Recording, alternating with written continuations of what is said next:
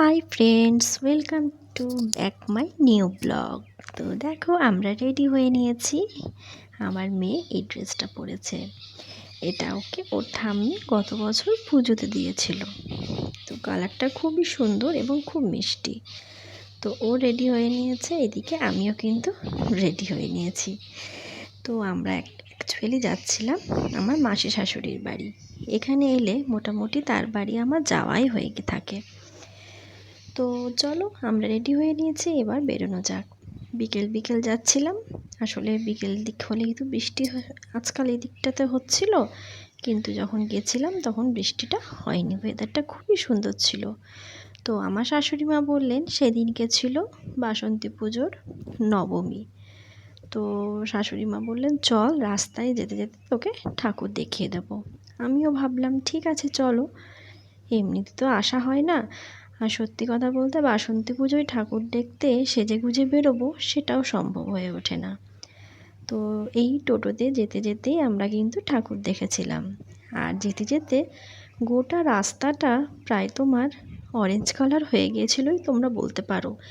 এত রামনবমীর পতাকা প্লাস পার্টির পতাকা তো রয়েইছে। তো এখন তো কোনো উৎসব মানে মানুষের খুবই আনন্দ উৎসাহের সময়। আমারও মনে হয় কিছু কিছু উৎসব, এই উৎসবগুলোতে মানুষ নিজের মনের খানিকটা ক্লান্তি দূর করে একটু যেন সব কাজে আগ্রহ পায়।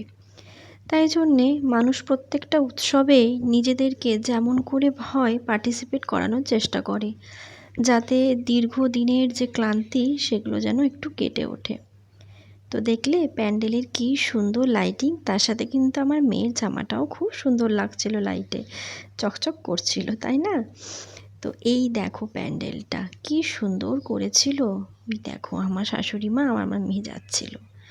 তো চলো তোমাদেরকে কাছ থেকে ঠাকুরটা দেখায়। বাসন্তী পুজো মানেও তো সেই দুর্গা ঠাকুরেরই পুজো, কিন্তু শরৎকালে যেটা হয় সেটার মতো না। এখানে একটু আড়ম্বর জাঁকজমক একটু একটু কম থাকে বলাই যায়, কারণ এই পুজোটা সব জায়গায় সব পাড়াতে সব ক্লাবে হয় না। তো এই হচ্ছে মায়ের মূর্তি, কি অপরূপ সুন্দর লাগছিল। আর আমার মেয়ে এখানে দাঁড়িয়ে ছবি তুলল। দুর্গা থাকবে শিব থাকবে না, এটা কি হতে পারে? এখানে একটা শিব মন্দিরও ছিল। তো এই দেখো আমরা ঠাকুর দেখে পৌঁছে গেছি আমার মাসি শাশুড়ির বাড়িতে। মাসি শাশুড়ি বলছে তুই ক্যামেরা করছিস, আমি তো নাইটি পরে রয়েছি, দাঁড়া একটা ওড়না নিয়ে আসি। সেই কি হাসাহাসি। আর এটা হচ্ছে আমার দাদা, দাদা মানে আমার হাজব্যান্ডের দাদা হয়, আমারও দাদা। আর এই আমার মেয়েকে খুবই ভালোবাসে, নিজের মেয়ের থেকে কিছু কম না। ওকে দেখো ও গেছে বলে ওকে কত কি গিফট দিয়েছে।